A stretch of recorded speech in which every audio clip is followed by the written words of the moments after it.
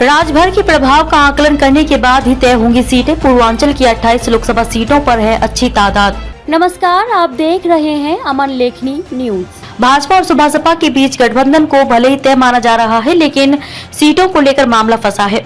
सुभासपा अध्यक्ष ओम प्रकाश राजभर की ओर से 2 से 3 सीटों पर दावेदारी पेश किए जाने की बात कही जा रही है, पर भाजपा राजभर के प्रभाव वाले क्षेत्रों में होने वाले नफा नुकसान का आकलन करने के बाद ही सीटें तय करेगी।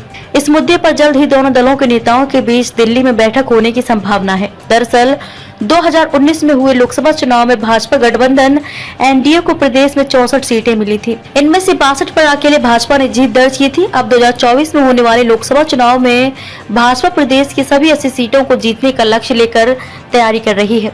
इसलिए गाजीपुर से गोरखपुर और बस्ती से बलिया तक की 2 दर्जन से अधिक सीटों पर राजभर जाति के मतदाताओं की अनदेखी भाजपा के लिए आसान नहीं होगी। हालांकि अभी ये कहना मुश्किल है कि साथ आने पर भाजपा सुभासपा को कितनी सीटें देगी। फिर भी ओम प्रकाश राजभर ने भाजपा नेतृत्व के सामने पूर्वांचल व अवध क्षेत्र में आने वाली लोकसभा की 28 सीटों पर राजभर बिरादरी के मतदाताओं की संख्या का ब्यौरा रख दिया है, ताकि सीटें तय करते समय इसका ख्याल रखा जा सके। यहाँ ये भी ध्यान देने वाली बात है कि 2019 के लोकसभा चुनाव में सीटों के बंटवारे के मुद्दे पर ही राजभर और भाजपा के बीच तनातनी शुरू हुई थी, जिसकी परिणति 2022 में विधानसभा से पहले राजभर और भाजपा के गठबंधन के टूट के तौर पर सामने आई थी। इसलिए भाजपा व राजभर एक दूसरे के लिए जरूरी। ओम प्रकाश राजभर सपा से गठबंधन टूटने के बाद बसपा और कांग्रेस दोस्ती की स्थिति में नफा नुकसान का आकलन कर चुके हैं।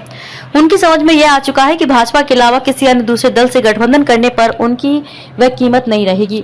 दूसरी तरफ भाजपा नेतृत्व भी समझ चुका है कि पूर्वांचल के सियासी गणित में उसके सामने हिंदू वोटों का बिखराव रोकना और ज्यादा से ज्यादा वोट हासिल करना बहुत जरूरी है। इसलिए राजभर जाति को अपने पाले में रखना जरूरी है। इन परिस्थितियों को ध्यान में रखते हुए भाजपा राजभर के सीटवार प्रभाव के दावे का आकलन कर रही है। इसके बाद ही सीटों के बंटवारा का फार्मूला तय होगा।